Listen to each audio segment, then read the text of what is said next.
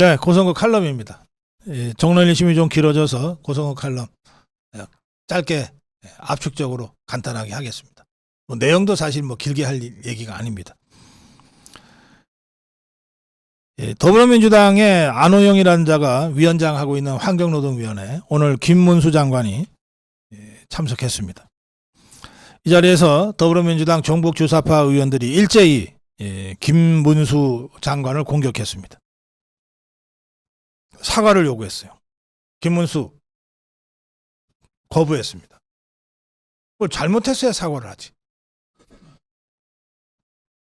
김문수 장관은 당신 그렇게 얘기하면 친일파 아니냐라고 하는 종북주사파들의 공격에 대해서 이렇게 얘기했습니다. 당당하게 얘기했어요. 경북 영천의 몰락 양반 가문의 후손이거든요. 아마 의병장을 했을 거예요. 그 집안에서. 김문수 장관이 이렇게 얘기합니다. 제 선조가 항일 의병장 출신이었다. 나에게 친일한다는 주장은 말도 안 되는 것이다. 또 국정 문제는 학술적으로 먼저 정리될 필요가 있다.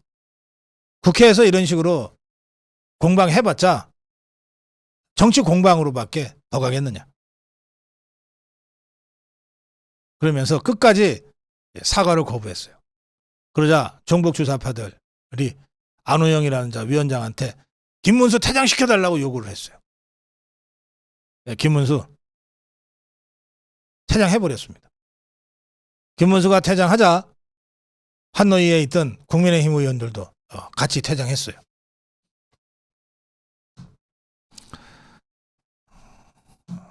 사건은 간단합니다. 저는 여기서 한 가지만 말씀드리고 싶어요. 정치적으로 한번 고개 숙이면 장관직 수행하는 게 좀 쉬울지 몰라요.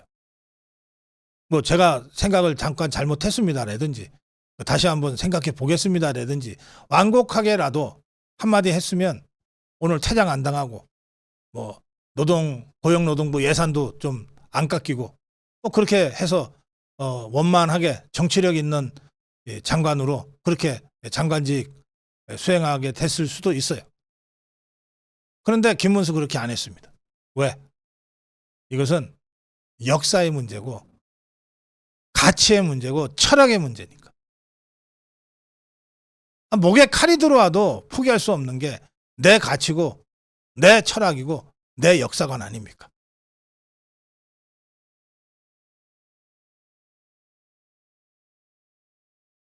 이것은 정치적 유불리를 따질 문제가 전혀 아닙니다. 설사 정치적으로 그럴 리는 없지만 설사 정치적으로 불리하더라도 일시적으로 그래도 내 소신을 지켜나가는 것이 끝내 정치적으로 승리하는 길입니다. 역사의 문제, 철학의 문제, 핵심 가치의 문제는 어떤 경우에도 후퇴할 수도 없고 양보할 수도 없고 타협할 수도 없는 겁니다. 우리는 그런 자유우파 정치인을 그동안 보고 싶어서 너무너무 기다려왔던 거예요. 그런데 바로 김문수가 그런 모습을 보이고 있습니다. 그래서 자유우파 국민들이 김문수를 열광하는 거예요.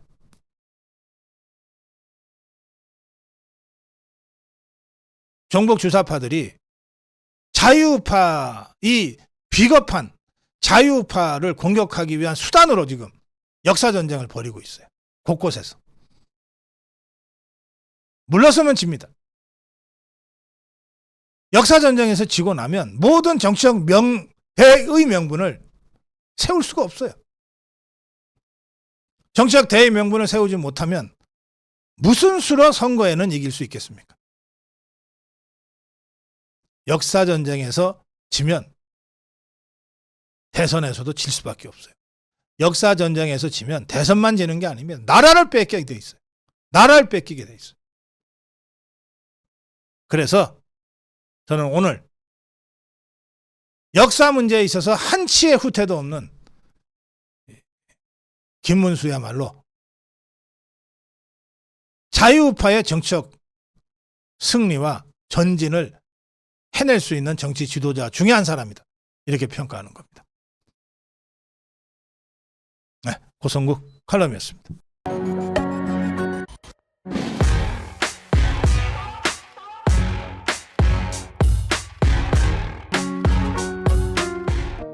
네, 고성국 칼럼입니다. 좀 제가 심각한 말씀을 좀 드려야 되겠습니다. 당 게시판을 정상화하라. 오늘 제가 이런 글을 읽었습니다. 당 게시판 문제입니다 하면서, 당 게시판은 중요한 매체고 당원들에게 영향력이 큰데, 그런데 이 당 게시판을 위드훈이 한딸들이 장악을 해서 한동훈 찬양 일색인 댓글과 동시에 윤석열 대통령, 김건희 여사 이 네 분을 조롱하고 폄훼하고 모욕하고 하는 댓글들로 이게 도배가 돼 있다. 그래서 이래서는 안 된다고 생각하는 이 건강한 자유우파 당원들이 몇 분이 나서서 이 한딸들하고 싸움을 해서 어느 정도 좀 균형을 맞추는 데까지는 나갔지만 여전히 역부족이다 라고 하는 얘기입니다. 이 한딸들의 수법이 이 대깨문, 개딸, 개싸움 운동본부와 거의 99% 유사하다 그럽니다. 돈도 잘 모은답니다. 돈 필요하다 그러면 뭐 몇백만 원씩 기부하는 사람들이 많이 있다 그래요. 한딸들 중에는. 이분의 그 글에는 그렇게 되어 있습니다. 결국 이것은 특정 세력이 한딸들을 지원하고 조종한다는 뜻입니다. 그래서 이렇게 놔두면 되느냐, 당 게시판을. 그래도 우리가 국민의힘 집권당 아니냐, 어떻게 대통령과 대통령 배우자를 이렇게 조롱하고 모욕하는 글들이 버젓이 그냥 있을 수 있냐. 뭐 한동훈이 찬양하는 건 그렇다 치고, 이렇게 당직자들한테 얘기를 하면 당직자들 아주 심드렁해 한답니다. 당직자들은 그저 한동훈이 비판하는 거는 올라오는 족족 삭제하면서 윤석열 대통령과 김건희 여사 비난하고 조롱하고 폄훼하고 쫓아내야 된다고 선동하는 이런 글들은 그대로 내버려 둔다는 거예요.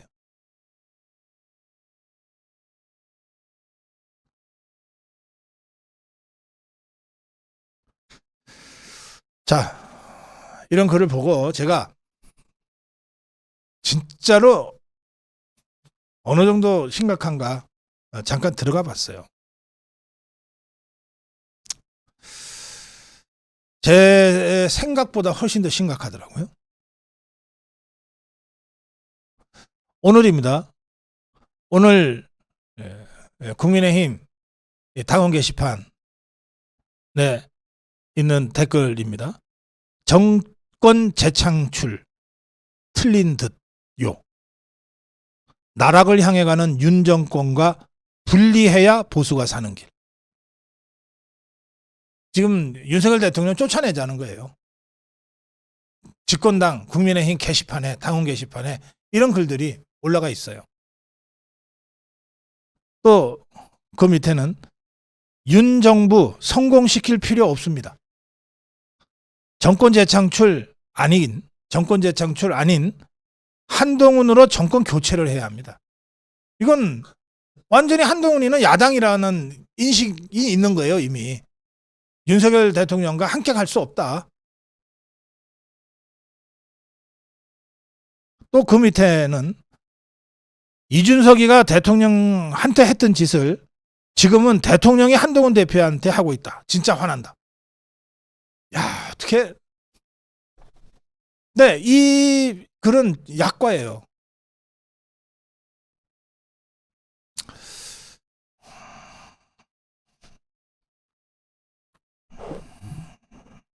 같은 오늘자인데요.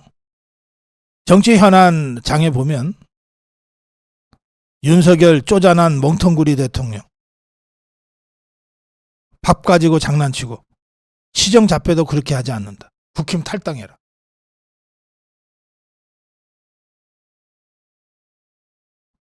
그런가 하면 의대 증원 다 취소하라 이러면서 국민 생명 걱정하며 의료대란 수습하려 발벗고 나서는 건 한동훈 대표뿐. 정신 차리고 한동훈 대표에게 힘 좀 실으시오. 정치연한 제목에는 진보의 오야붕 윤석열이 의료대란으로 보수 괴멸시키네.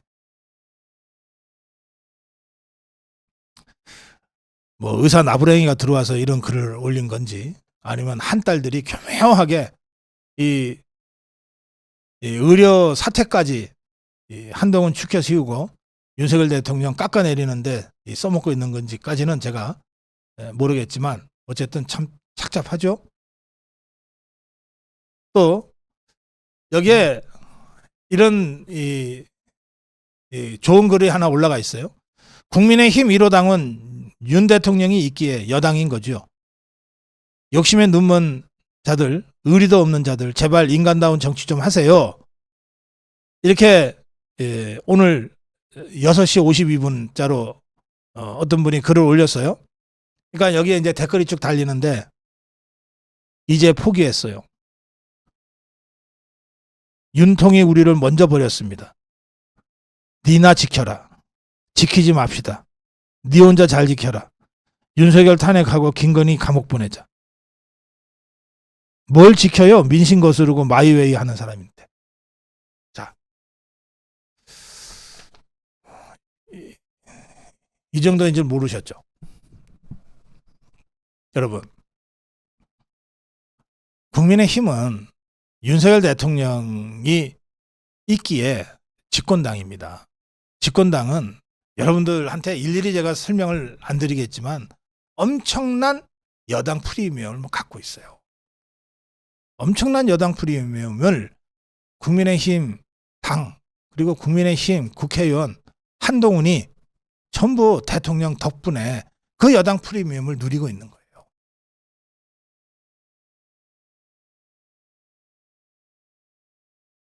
그래서 대통령을 지켜야 되는 거예요. 그게 싫으면 갈라서야지.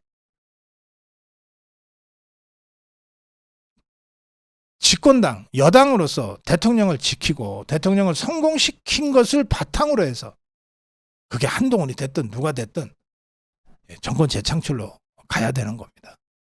그런데 그 여당의 당원 게시판이 이런 식으로 지금 한딸들한테 장악이 돼서 한쪽에는 한동훈이 찬양하는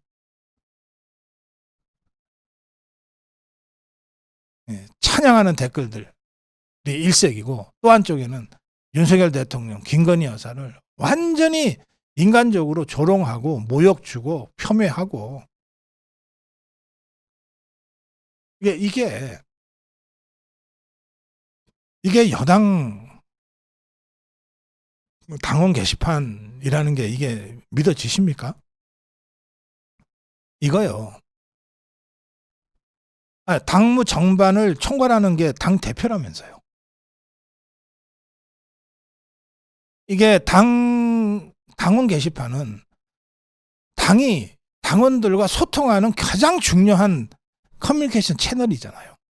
마치 고성국 TV의 106만 구독자가 저하고 소통하는 게 지금의 이 댓글 창이듯이 제가 여러분들 계속 올리시는 글들 보면서 제가 때로는 대답도 해드리고 공감도 해드리고 해명도 해드리면서 하잖아요. 고성국 TV의 생명은 지금 여러분들이 지금도 글을 올리시는 이 댓글 창이잖아요. 그러니까 국민의힘이라는 집권당이 국민의힘 당원들, 여기는 당원이 아니면 못 들어갑니다. 국민의힘 당원들과 소통하는 거의 유일한 채널이 이 당원 게시판 아닙니까? 그럼 이 당원 게시판을 더 활성화시키고 더 건강하게 만들고 정말 집권당 당원 게시판답게 만들어야 될 책임이 누구한테 있습니까?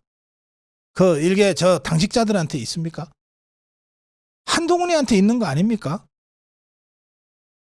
그런데 한동훈이가 자기를 찬양하는 댓글들은 다 그냥 놔두고 대통령과 대통령 배우자를 저렇게 능멸하는 저런 글들은 그냥 그대로 내버려 두고 그래, 이걸 집권당 대표라고 대접받겠다고 그러고 다니는 게 이게 말이 됩니까, 여러분? 이 글을 올리신 분은 이런 댓글창은 차라리 없애자. 이런 당원 게시판은 폐쇄하자. 그렇게 제안을 했지만 저는 폐쇄해서는 안 된다고 생각해요. 그거는 저 이재명이가 더불어민주당 당원 게시판 얼마 동안 폐쇄한 적이 있어요. 그 비명 학살할 때. 그 좌파들 그 꼼수처럼 우리도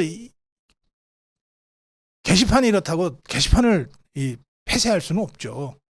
게시판을 정상화시켜야죠. 게시판을 정상화시켜야죠. 이게 여당의 게시판이 정상적으로 돌아가면 대통령 올바른 일 할 때 적극적으로 지지하는 글들이 올라올 거고, 그리고 대통령이 부당하게 좌파로부터 공격받을 때 그걸 막아주는 댓글들이 올라올 거고, 대통령이 힘들 때 격려하는 댓글들이 올라올 거란 말이에요. 김건희 여사가 좌파들로부터 그야말로 괴담으로 시달릴 때 힘내시라는 댓글과 격려 글들이 올라올 거 아닙니까? 그래야 이게 정상적인 집권당의 당원 게시판이지. 여기에 어쩌다가 한동훈이 지지하는 글도 올라올 수 있고, 나경원이 지지하는 글도, 추경호 지지하는 글도, 김문수 지지하는 글도 올라올 수 있는 거예요. 그렇게 해야 이게 집권당 당원 게시판이지. 어떻게 이게 한딸들 게시판이 됩니까? 이걸 어떻게 그냥 놔둘 수 있어요? 정상화 시켜야 합니다. 정상적인 집권당, 여당 당원 게시판으로 정상화 시켜야 해요. 그 1차적 책임이 누구한테 있냐? 맨날 책임, 고난 얘기하니까 내가 제대로 가르쳐 드릴게요. 한동훈이한테 있는 거예요. 한동훈이한테 당원 게시판 정상화 시킬 1차적인 책임이 있는 겁니다.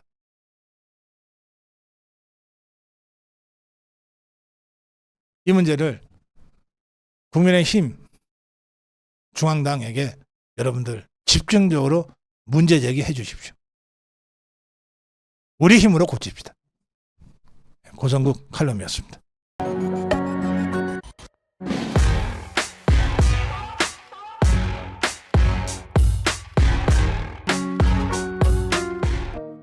네, 고성국 칼럼입니다. 네, 오늘 김건희 여사 관련 기사가 여러 났는데요.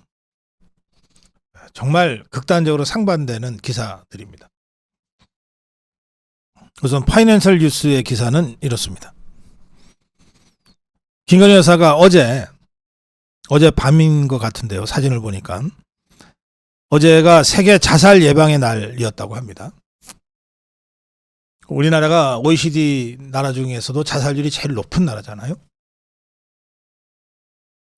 네, 어제 세계 자살 예방의 날을 맞아서 김건희 여사가 119 특수구조단, 뚝섬 순환구조대, 한강경찰대 망원치안센터, 용강지구대를 각각 방문하고 현장 근무자를 격려했다고 합니다. 왜 한강경찰대 망원치안센터가 나오고 뚝섬 순환구조대가 나오냐? 극단적 선택을 하는 분들이 한강대교, 한강다리를, 마포대교 이런 데를 거기서 뛰어내리는 방식을 많이 택하고 있기 때문에 그렇습니다. 김건희 여사의 이날 행보는 바로 이 극단적 선택을 하는 사람들을 예방하고 또 그런 일이 발생했을 때 현장에서 구조하는 그런 현장 근무자들의 노고에 감사를 표하고 그 근무자들의 의견을 현장에서 청취해서 해결 방안을 모색하기 위한 목적으로 이루어졌는데, 현장의 특수성 등을 감안해서 비공개로 진행됐습니다. 김건희 여사는 출동에 대비하느라 끼니도 잘 챙기지 못하는 근무자들을 위해서 피자, 치킨, 햄버거 등의 간식을 준비해서 갔다고 합니다. 현장 근무자들과 일일이 인사를 나누고 여기 계신 분들이 가장 힘들고 어려운 일을 하시는 것을 잘 알고 있습니다. 앞으로도 문제를 가장 잘 아는 현장의 목소리에 항상 귀 기울이겠습니다. 투신자 구조에 나섰다가 순직하신 고 유재구 경위를 통해 많은 국민께서 여러분들의 노고와 살신성인의 모습을 알게 되셨습니다. 여러분들이 존재해 주시는 것만으로 국가의 기본이 튼튼해집니다. 그러면서 현장에서 구조활동을 하다 보면 또 다른 의미에서 트라우마를 겪게 되는 경우가 많다고 그럽니다. 그 문제에 관련해서 남을 구한다는 생각에 정작 자신을 돌보지 못하는 수가 있는데 본인들의 정신건강 관리도 잘 신경 써주시면 고맙겠다 이렇게 당부했습니다.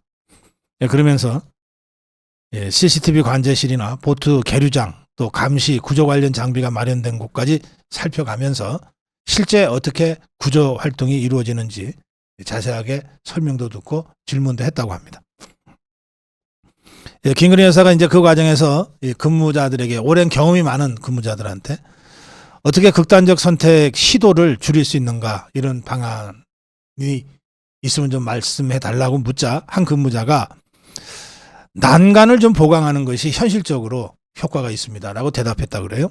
그러면서 난간을 보강해서 이 자살 시도가 줄어든 한강대교 사례를 언급하면서 투신 방지 시설을 모든 다리로 확대 설치하는 것이 현실적으로 효과가 있다라고 제안을 했다는 겁니다. 김건희 여사는 역시 현장에서 구조활동을 직접 하시는 분들이 문제를 가장 잘 아신다. 이제 공감을 표하면서 이 마포대교를 직접 도보로 둘러봤다고 합니다. 용강지구대 순찰 인력과 함께 둘러봤는데 이 마포대교 난간을 직접 살펴보고 나서 김건희 여사가 자살 예방을 위해 난간을 높이는 등의 조치를 했지만 현장에 와 보니 아직 미흡한 점이 많이 눈에 띕니다. 한강대교의 사례처럼 구조물 설치 등 추가적 개선이 필요할 것 같습니다. 이렇게 그 일정을 마쳤다고 합니다.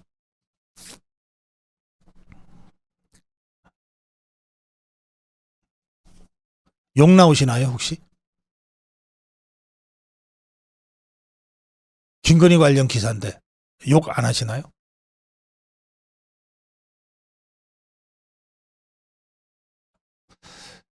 정복 주사파들은 이 기사에 대해서도 온갖 욕을 다 갖다 붙일 겁니다.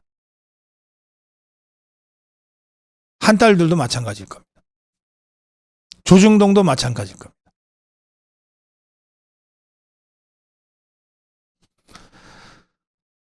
어제 조선일보 김대중 칼럼은 내조라는 제목으로 그야말로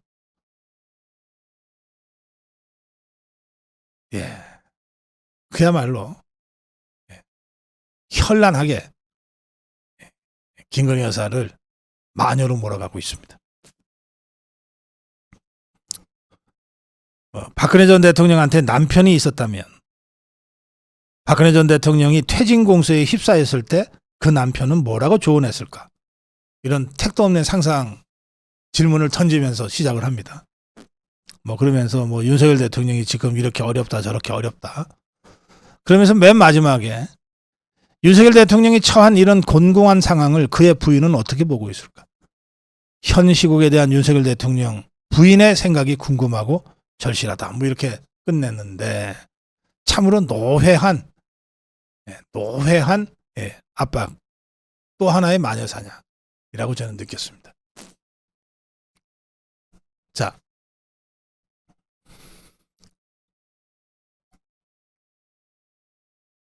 김건희 여사가 진짜 줄리였을까요?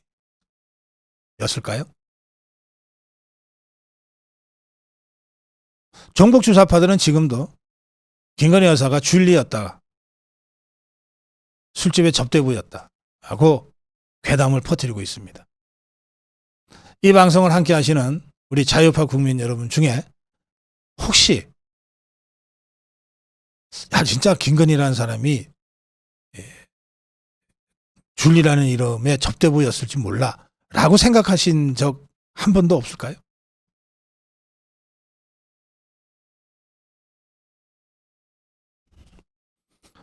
이 사건 관련해서 지금 재판이 진행 중인데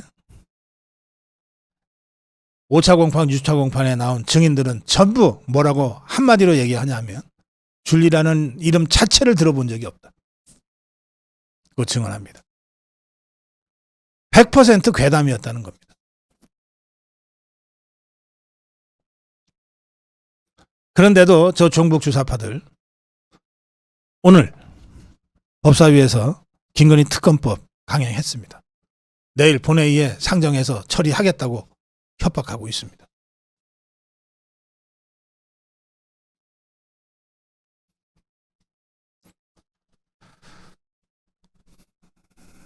기승전 김건희, 기승전 마녀 사냥. 자, 왜 이럴까요?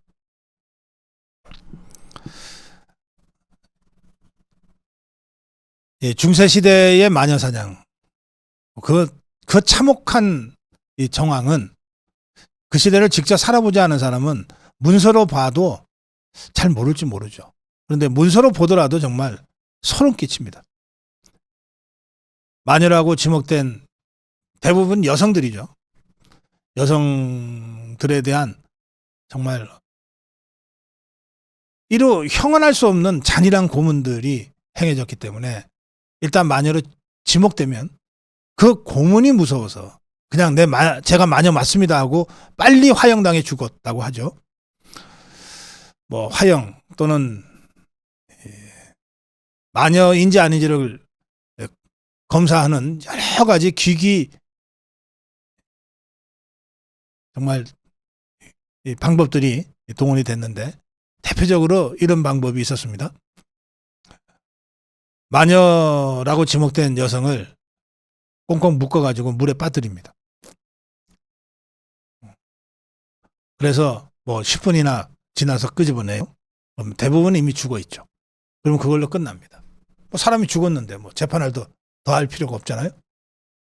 그런데 정말 기적적으로 그때까지 죽지 않고 살은 여성들이 있어요. 그러면 어떻게 됩니까? 아, 이게 마녀가 아니구나가 아니죠.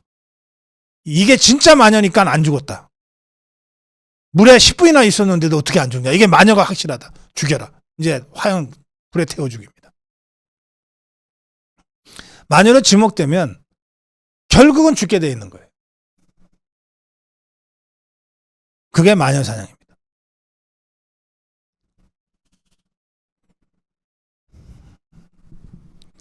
종북 주사파들이 이 마녀 사냥을 8년 전에 했습니다. 대상은 박근혜 대통령이었습니다. 종북 주사파들이 박근혜 대통령을 마녀로 지목하고 온갖 거짓말 괴담으로 공격을 시작했어요.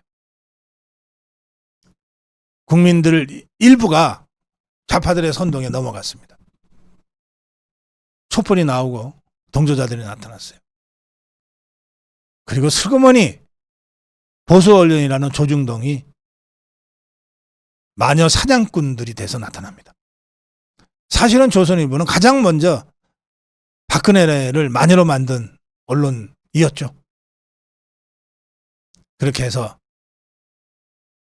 조중동이라는 대표적인 보수 언론으로 분칠했던 언론 권력이 종북 주사파 권력과 손잡고 국민들을 선전선동해서 80% 이상이 박근혜 대통령을 마녀라고 착각하게 만들었어요.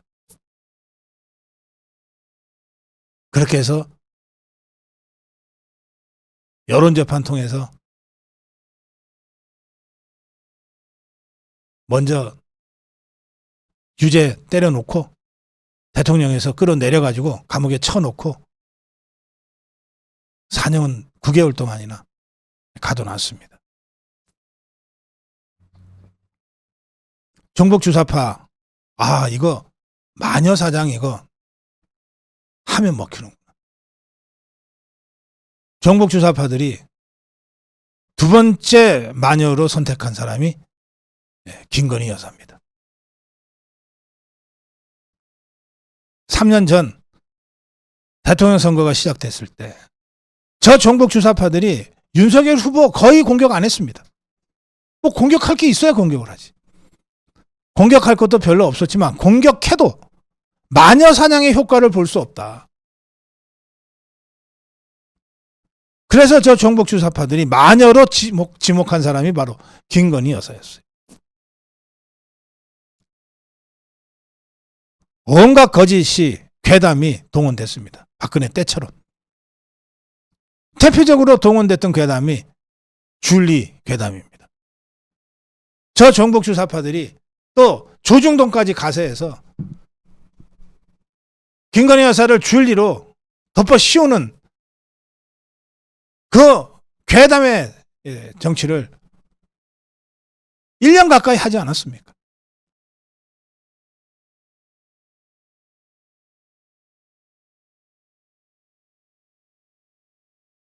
그 괴담 때문에 김건희 여사는 대선 기간 내내 아예 집 밖을 나오지를 못했어요. 대선이 끝난 후에도 저 종북 주사파들 조중동의 마녀 사냥은 끝나지 않았습니다. 김건희 여사가 안 죽었으니까. 그래서 기승전 김건희인 거예요. 이미 10년 전에 다 사건 종결된 걸 다시 끄집어내고 저 종북 주사파 용공분자가 함정 파서 도둑 촬영한 것까지 김건희 여사의 책임으로 몰아가고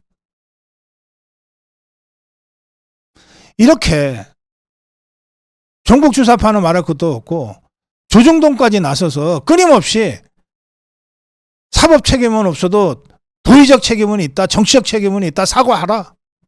조선일보가 제일 먼저 김건희 사과하라고 나서지 않았습니까? 이렇게 해대니까 우리 자유우파 국민들도 야, 이게 그래도 김건희가 뭔가 좀 더 잘못은 있나 보다. 여러분들 사적 모임에서 김건희 여사 얘기할 때 누군가가 안 좋은 얘기하면 다 동조하고 그러잖아요. 지금도 그러지 않습니까, 여러분? 정색하고 아, 김건희 그런 사람 아니야. 그렇게 얘기한 적 있습니까, 여러분?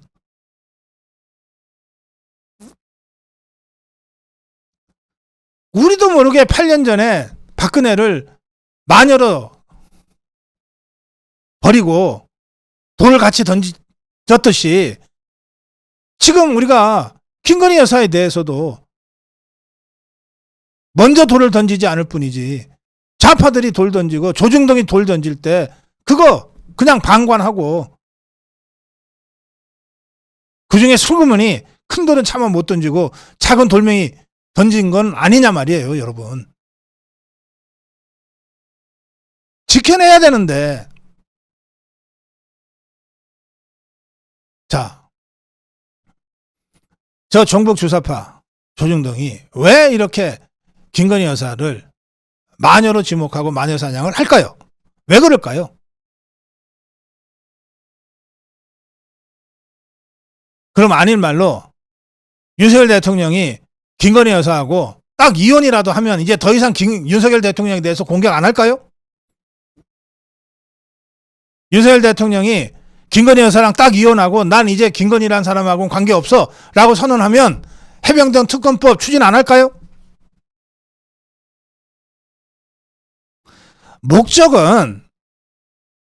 목적은 김건희 여사를 마녀로 만들어서 그걸 통해서 윤석열 대통령을 탄핵하는 것이 저쪽의 목적 아닙니까? 그러니까 이 공격, 김건희 여사를 마녀로 만들어서 하는 공격은 윤석열 대통령을 탄핵으로 끌어내기 전까지는 절대 멈추지 않을 거라는 거예요. 그럼 우리는 어떻게 해야 됩니까? 김건희는 버리고 윤석열만 살린다? 그게 가능할까요? 가능하다고 생각하세요? 김건희를 버리는 순간 윤석열도 버리게 되는 겁니다. 우리가 저 종북 주사파들의 김건희 마녀 사냥에 적극 대응해야 되는 이유가 바로 그거예요. 윤석열을 지키기 위해서는 먼저 김건희를 지켜야 된다는 겁니다. 이 간단한 이치를 모르세요, 여러분? 노무현이가 권양숙의 아버지 장인의 빨치산 경력이 문제가 됐을 때 노무현이가 뭐라 그랬어요? 그러면 내 마누라 버리라는 겁니까? 그렇게 해서 버텨내고 넘어가잖아요.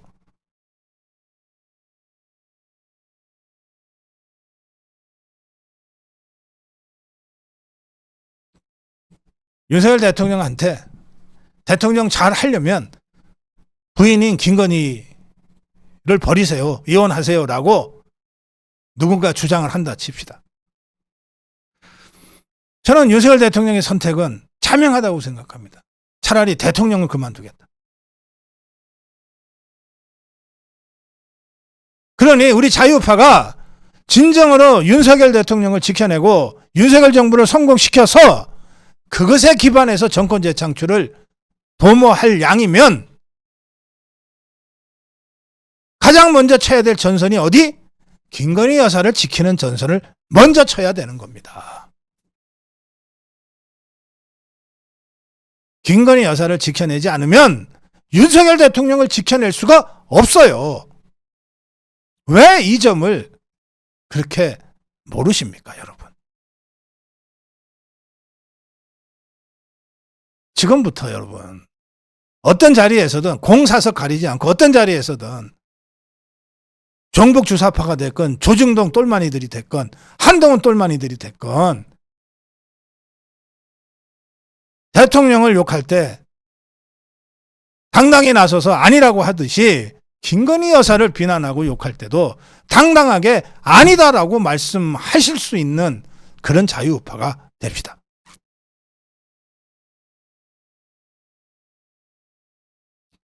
김건희 마녀 사냥을 우리가 막아내야 됩니다. 우리가 분쇄해야 됩니다. 그래야 윤석열 대통령을 지켜낼 수 있고 자유우파의 정권 재창출로 갈 수 있습니다.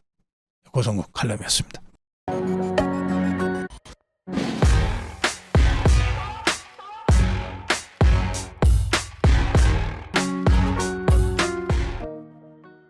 네, 고성국 칼럼. 의료개혁 여기서 멈출 순 없다.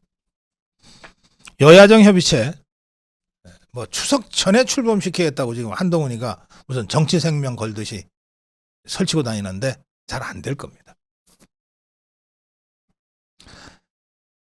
하도 한동훈이가 설치니까 이 국민의힘에서도 어쨌든 한동훈이가 저러고 다니니까 끌려가지 않을 수가 없어서 김상훈이 정책위 의장이 끌려다니는데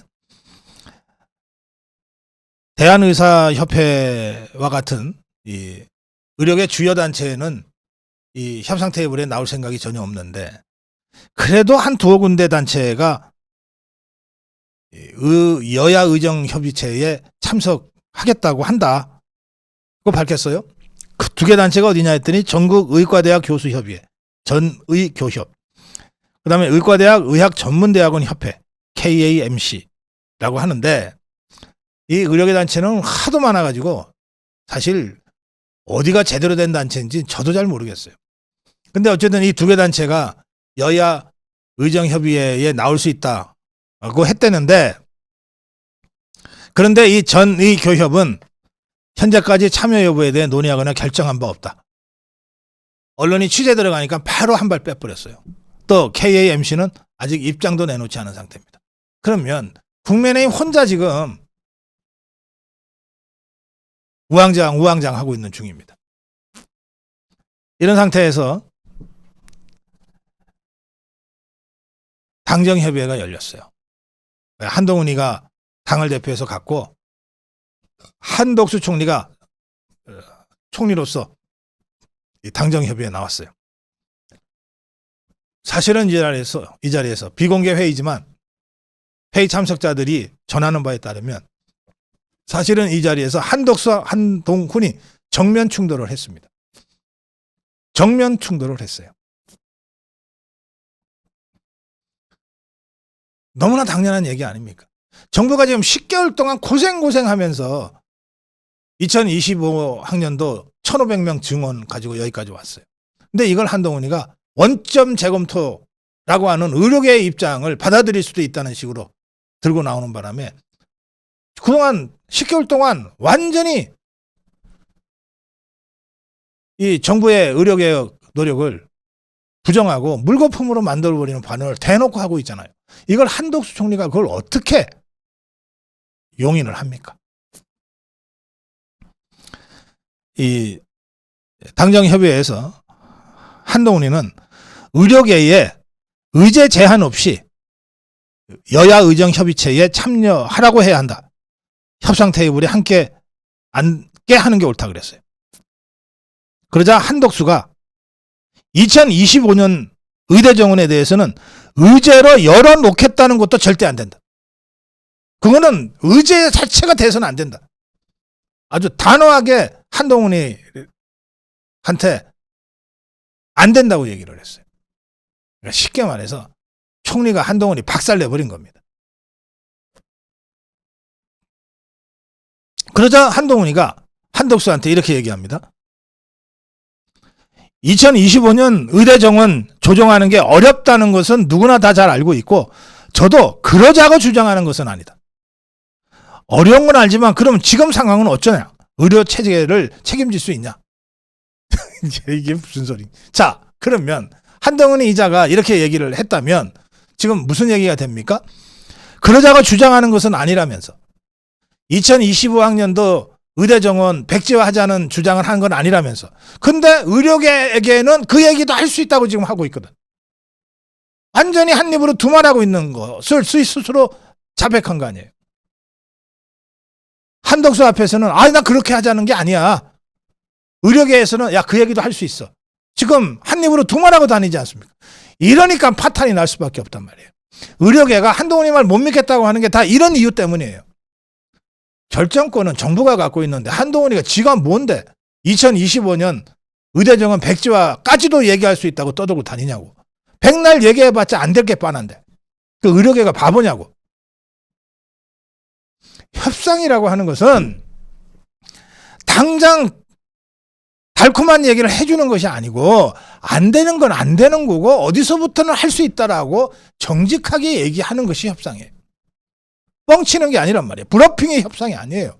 뭘 어디서 잘못 주워 들어가지고 우선 테이블에 대꾸만 오면 자기는 점수 딸 수 있다고 생각하는 모양인데 안 온다고. 의료계가 바보냐 말이야.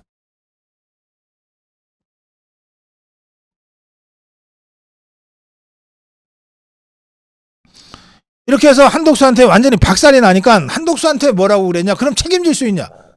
이렇게 물어본 거예요. 한덕수가 뭐라 그랬냐? 한동훈한테. 지금 상황 정부가 관리 가능하다. 네 걱정 안 해도 돼.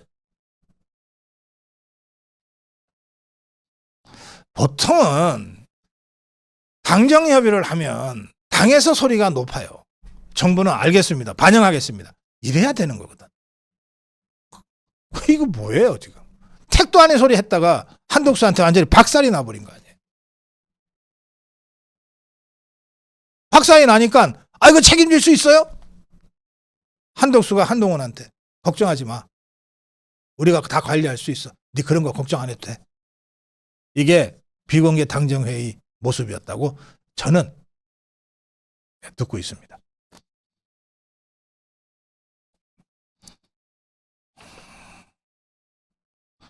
한동훈이가 어쨌든 의료계를 지금 데리고 와야 지가 판을 펼쳐놨는데 의료계를 데리고 와야 뭐라도 점수라도 따고 면피라도 하니까 그래서 자꾸 의사들한테 듣기 좋은 얘기를 해주고 있어요. 의사는 정부의 적이 아니다. 일부 관계자들의 다소 상처 주는 발언이 있었는데 이 일부 관계자는 보건복지부 차관 박민수 차관 얘기하는 거예요. 여당 대표로서 유감스럽게 생각한다. 지가 대신 사과까지 하고 있어요. 그러면서 전공인들에 대한 사법적 대응에 신중해 줄 것을. 자, 지금 의료계 블랙리스트 지금 사법 처리할 수밖에 없잖아요. 또 매드 팀의 매드 스태프 거기 의사나 의대생이 아니면 인증을 해서 들어가기 때문에 아니면 글도 올릴 수 없는 그 커뮤니티에 올라와 있는 글들 온 국민이 분노하고 있어요. 한동훈이 그에 대해서 한마디도 지금 얘기 안 합니다. 오히려 박민수 대신에 지가 사과하겠다 그러고 있어요. 그리고 블랙리스트건 이런 이 정말 폐륜적인 발언 이것 때문에 보건복지부가 사법처리 가고 있는데 그거 그러지 말라고 지금 말리고 있어요.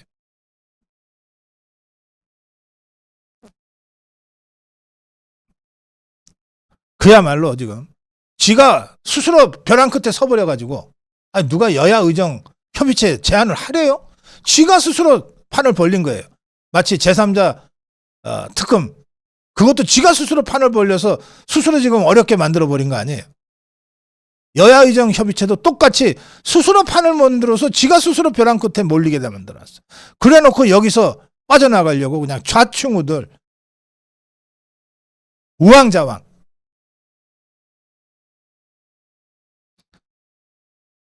여기에 한동훈이만큼은 아니지만 어쨌든 이 타이밍 잘 못 맞추는 안철수가 갑자기 국회 소통관에서 기자회견을 열었어요. 의대생과 전공의 선생님들이 돌아오지 않으면 의료 시스템이 붕괴되고 만다. 윤석열 대통령의 결단을 촉구한다. 그러면서 의대 정원 1년 유예해야 한다. 이렇게 주장을 했어요. 안철수가 이 주장은 그냥 안철수 소신이에요. 저하고 한 몇 주 전에도 KBS 라디오 인터뷰에서 이 주장을 하더라고요. 이 부분에 대해서 홍준표가 제대로 세게 박아버리네요. 야, 뒤늦게 나서서 왜 혼란을 더 부채질하냐. 이게 홍준표의 멘트입니다. 국민 70%, 일부 야당 중진들조차도 의대 증원에 찬성하는데 그걸 지금 와서 유예하자는 게 말이 되는 소리냐.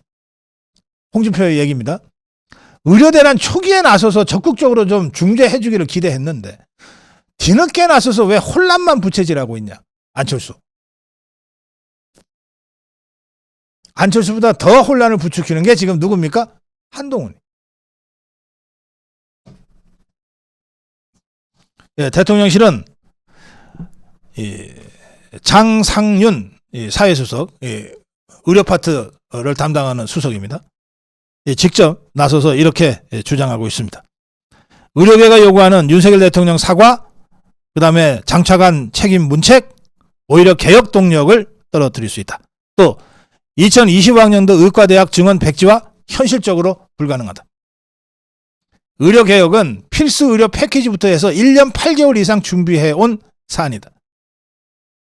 저희가 그동안 꾸준히 추진해왔고 저희들 판단으로는 대다수 국민들께서 이 개혁 내용에 대해서 지지하고 계시는 걸로 알고 있다.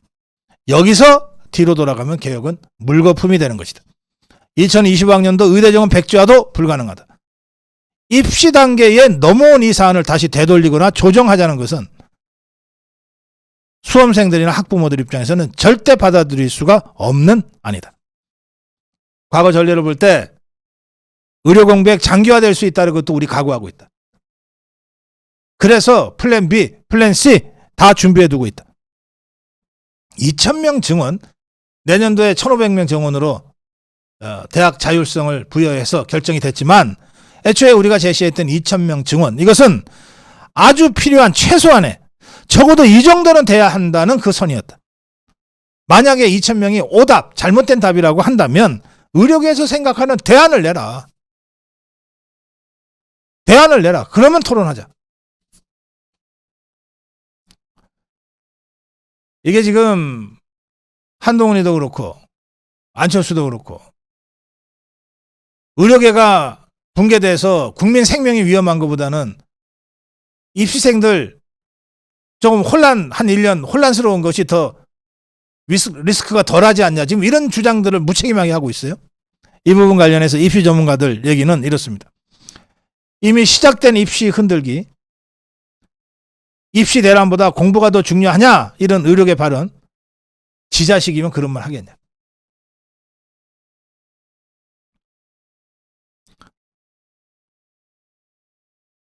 실제로 의대, 서울의대 방재승 교수는 길거리에서 환자들이 계속 죽어나가는 것보다는 공부 다시 하는 게 더 낫지 않냐, 이런 발언을 했어요.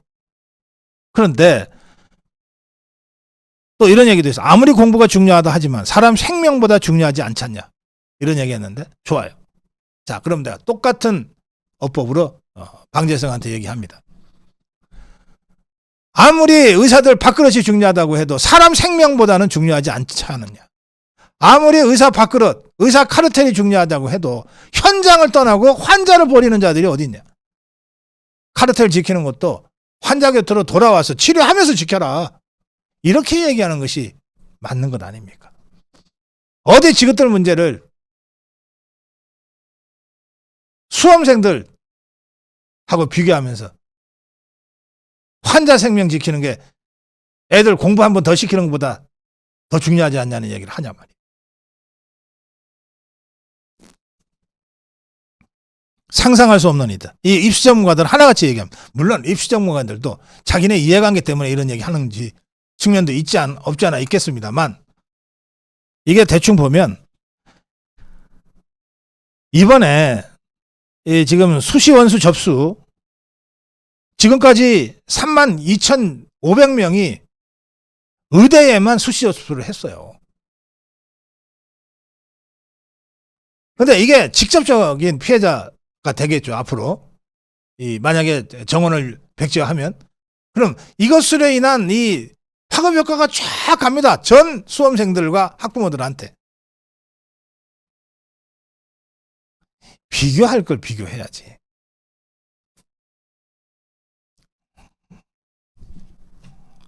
고성호 칼럼 결론은 이렇습니다.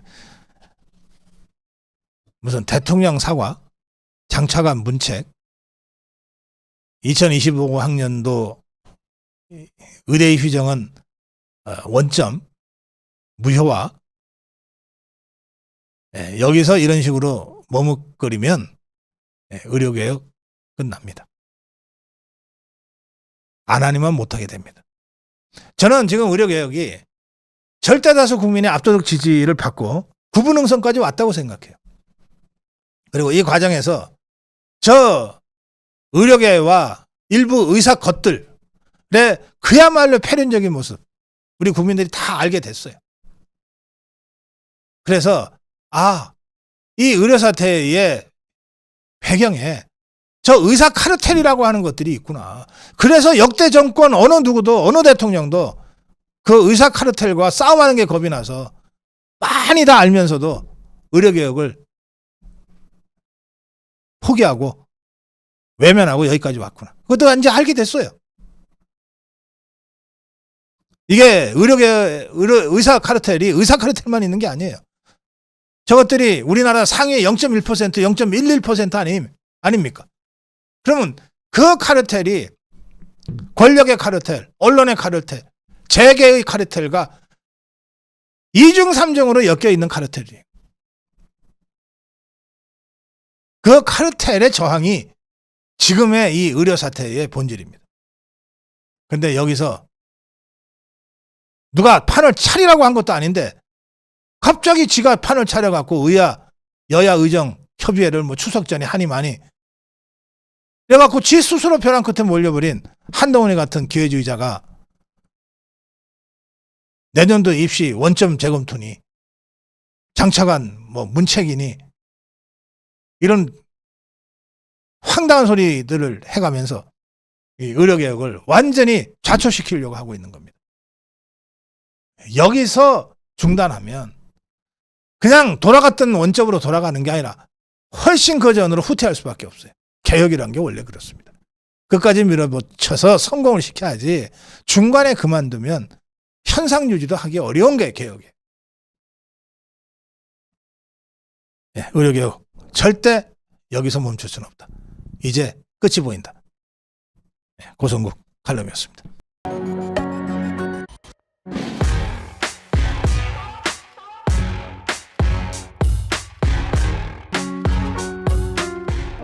네, 오늘 고성국 칼럼은 서울시 교육감 중도우파 후보 단일화한다.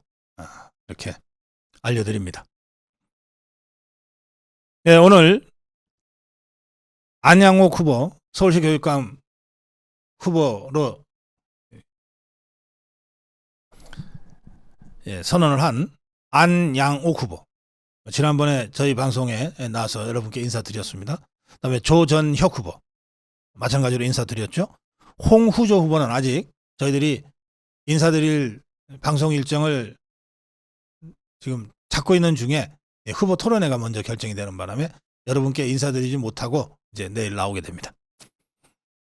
이 서울시 교육감 예비 후보들이 단일화 경선을 통해서 중도 우파 후보, 자유우파 후보 단일화를 하겠다고 오늘 합의를 했다. 이렇게 알려졌습니다. 그래서 뭐 저희들은 자유우파 단일 후보를 내서 어떻게든 이번 서울시 교육감 선거를 이겨야 된다고 오래전부터 주장해 왔고, 그걸 하기 위해서 할 수 있는 모든 일을 다 하겠다고 공언했습니다만, 저희들이 단일화 합의가 이루어지기 전부터 일단 고성욱 TV에서 후보 간 토론회를 합시다 라고 각 후보 지정에 제안을 했는데, 저희들 토론회가 내일 아침 9시 반에 성사가 됐고, 거의 같은 시기에 이 후보 세 사람이 어떤 형태로든 단일화를 하는 걸로 또 합의를 했다고 하는 소식이 전해졌습니다. 구체적인 이 단일화 과정에 대해서는 제가 별도로 설명드리지 않겠습니다.